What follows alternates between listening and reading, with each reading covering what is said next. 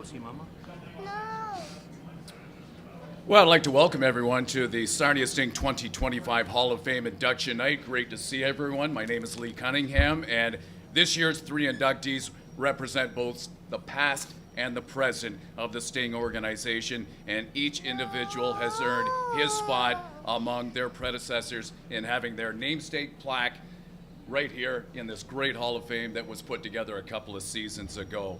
Always a marquee night when we get a chance to pay tribute to those who have molded this franchise and organization over the years. And, you know, I think the franchise has done a wonderful job of preserving that legacy, fostering its history. You know, I guess maybe the rink in the OHL that best represents that, in my estimation, is the auditorium in Kitchener. Everywhere you go, you see the history of the Kitchener Rangers. And boy, I think the Sarnia Sting have done an admirable job of replicating that. And tonight we will talk to these two individuals who have made it in, part of the great past of the Sarnia Sting. Unfortunately, one of the inductees tonight, John Vargo, unable to be with us tonight, but I'll tell you what, and we'll ask the guys about John Vargo because he was invaluable when it came to keeping everybody in tip-top shape. There's no question about that, but he's unable to be with us tonight. But you know, I've known John Vargo. We're roughly the same age. Of course, he's a Sarnia native and just highly, highly decorated in his chiropractic field. One of the best, there's no doubt about it. And, you know, his work has seen him go around the world and work with various sports organizations and whatnot. I guess maybe his biggest accomplishment in terms of sports, other than working with the Sarnia Sting, would be working with the Canadian track and field team of the 2016 Rio de Janeiro Olympics. Of course, that was an Olympiad that featured gold medalist Derek Duran, the high jumper from Corona. So, and you know, the thing about John Vargo is not only is he a great professional, he's worked on me a number of times over the years as well, although I'm certainly not the athlete that these two were, but still get the aches and pains every now and again. But you know, the thing about John Vargo, and I think the guys will echo this, is just a great individual, a great communicator, an open door policy. He understands the nuances of athletes, and you know, his personality, I think, ingratiated himself to those that he has served because, hey, let's face it, you don't have that kind of longevity that John has had, and he's been with his organization since its inception in 1994-95. So we congratulate John Vargo for going into this year's edition of the Sarnia Sting Hall of Fame. So maybe a round of applause for John Vargo.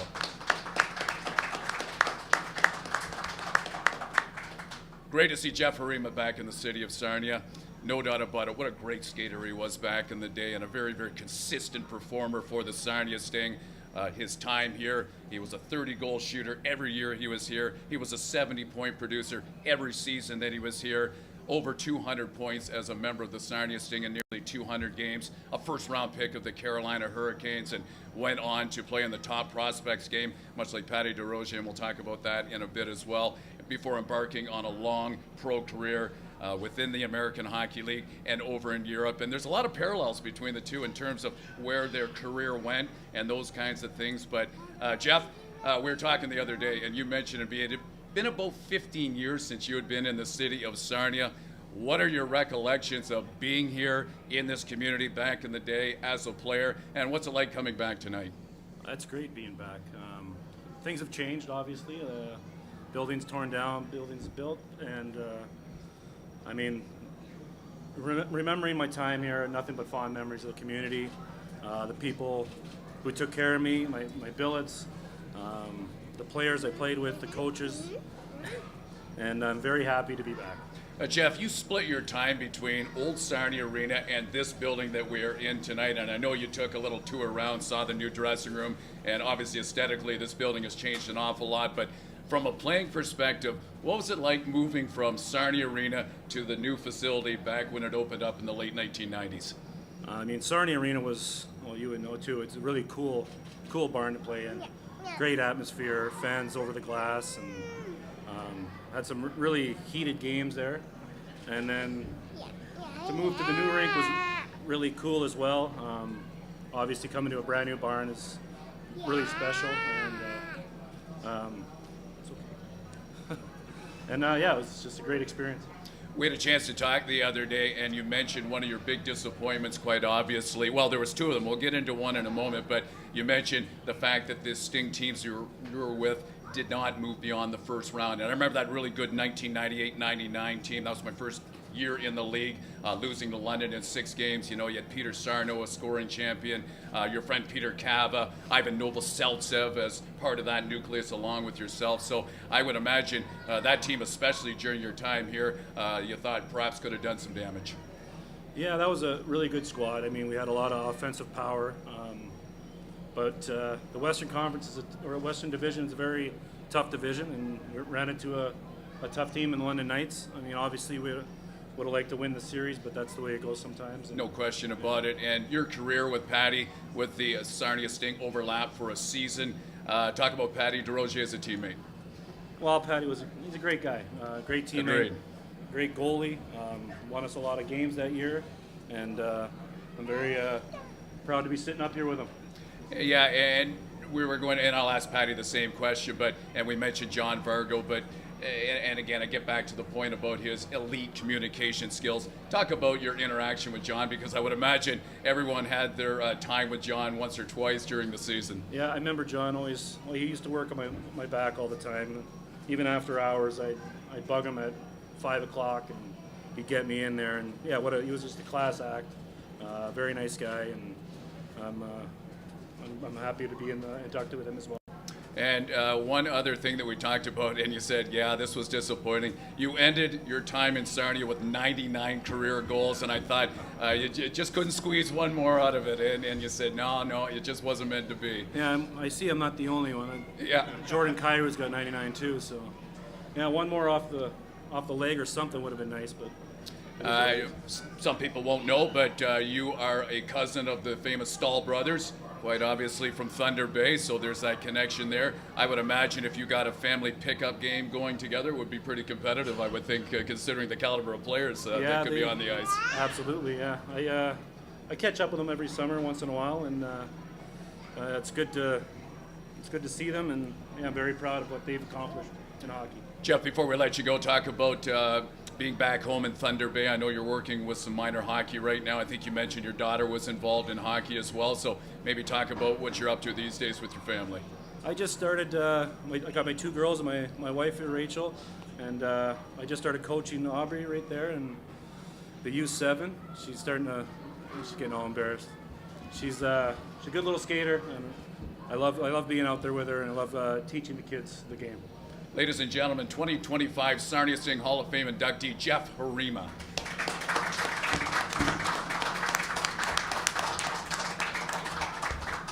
All right, on to the next one. This man was a first-round selection to the Sting in the 95 priority selection. He also played in the CHL Top Prospects game.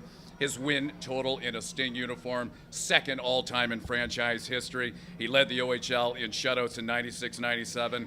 Played pro in Norway and Germany in the American Hockey League. Most games played by any goaltender in the history of the American Hockey League's Springfield Falcons. Patty DeRozier. Nice round of applause for Patty DeRozier.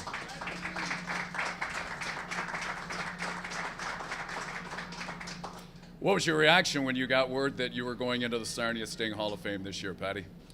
It was a great honor. I mean, I've seen this hall kind of develop here over the last few years. The Sting, Jake, has done a great job putting it all together. So to be actually called and asked to be part of it and be induced this year, especially with these guys, it's an honor.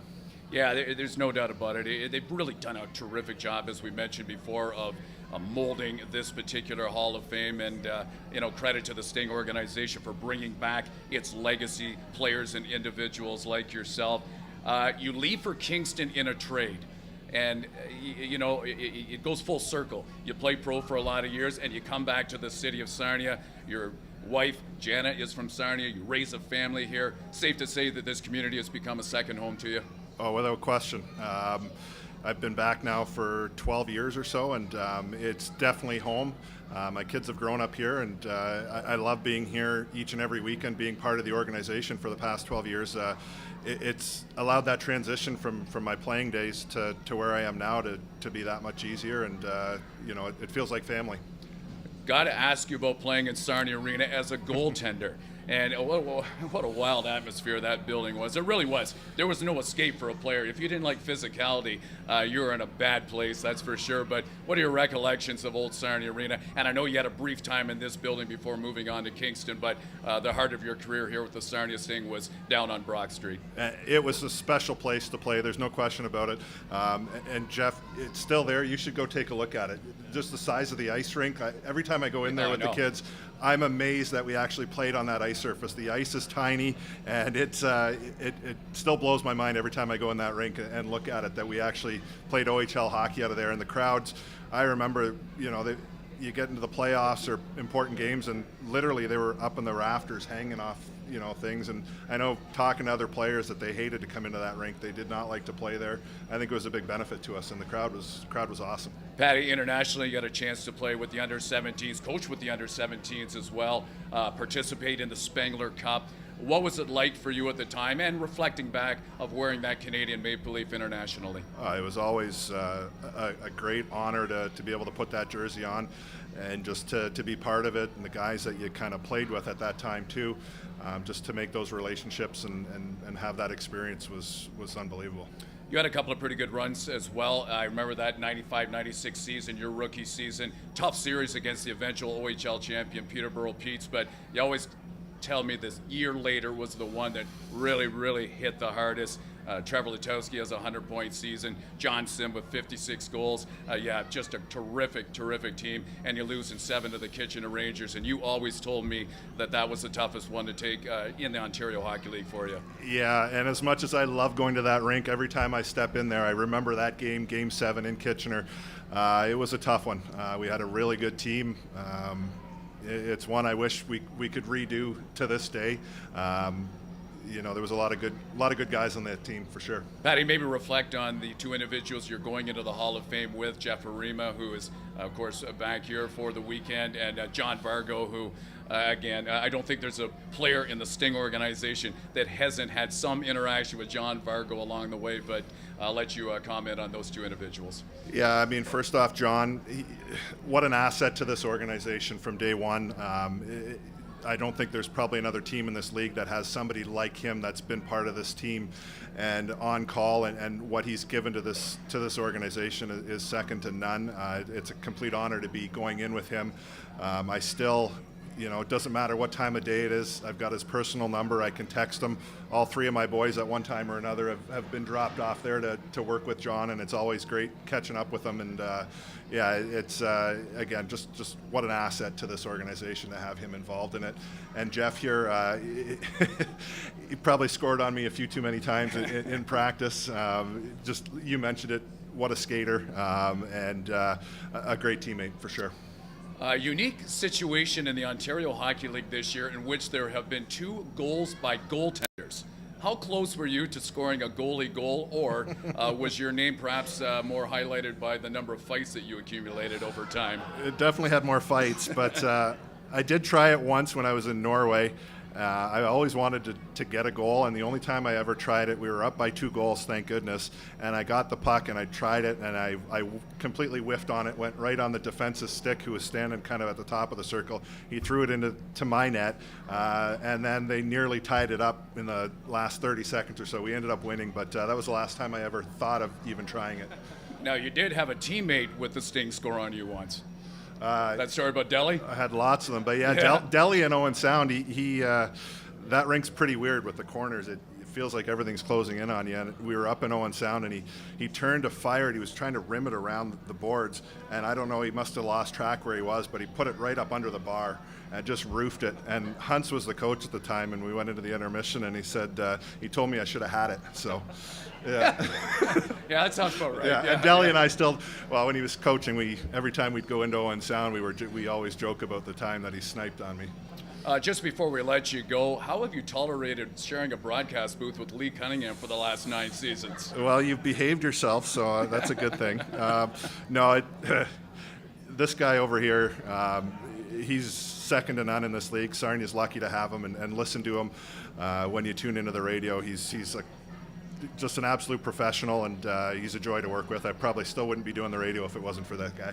Well, I tell you what, I want to echo that as well. He has been more than a broadcast partner. He's been a great friend behind the scenes. I've had a few moves over the last few years, and instead of capes, I call Patty. And and he's right there to help out each and every time.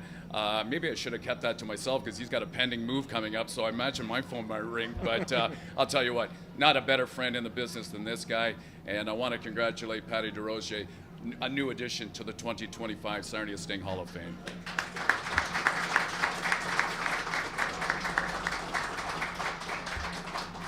These individuals will be honored before the game tonight. I just want to thank you for coming out and enjoy the evening, and we'll see you in 2026, and we'll see who's going up there to join these individuals in the Sarnia Sting Hall of Fame. Have a terrific night, and thank you.